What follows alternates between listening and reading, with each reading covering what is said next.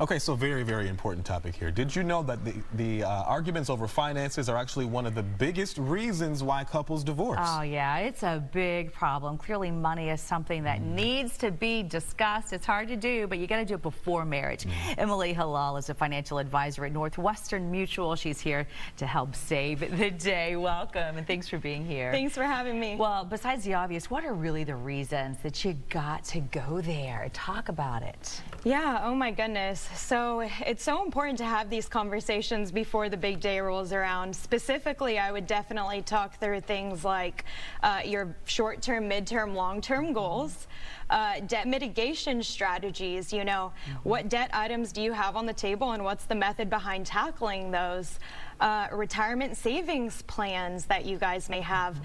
In a recent Northwestern Mutual Planning and Progress study, it's actually found that 35% of Americans, nearly 1/3, believe that financial compatibility is more important than physical and intellectual compatibility, which is quite shocking. Wow, that's a big number right there. It is. Yeah. So how do you have this conversation? Because I imagine it can be awkward when you're talking to someone you want to marry them, but then you're trying to talk about your money and their money and how does it become our money? Yes, absolutely. So this is a really touchy and intimate subject. I would say if you and your partner are financial opposites, definitely make sure you're going into that conversation without any blame or pointing the finger, right?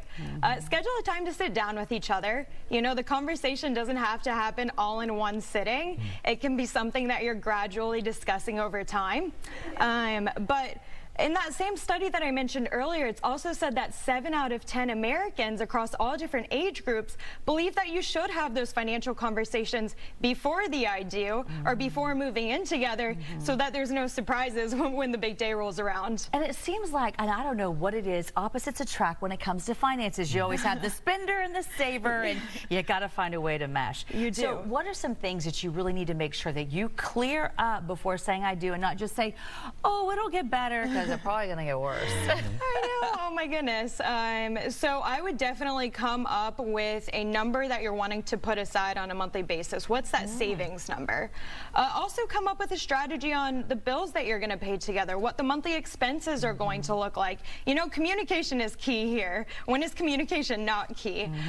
So have these conversations before that big day rolls around, just so you're totally on the same page. One big thing I always hear from people, the checking account, the savings account, putting that together. Do you recommend a joint checking account or savings account? So it's going to be different for every couple. It's going to depend on the goals that that couple has, their financial plan and vision that they've got in mind. There's no right or wrong answer. It's got to be something that's comfortable and fair for each spouse. And again, I encourage you to sit down and brainstorm through those items of discussion. All right, Emily, thanks for taking time from Northwestern Mutual to make the future brighter for our new brides and grooms to be. Thanks so much for having me. Yeah, I appreciate it. Thanks again. All right, 9/8.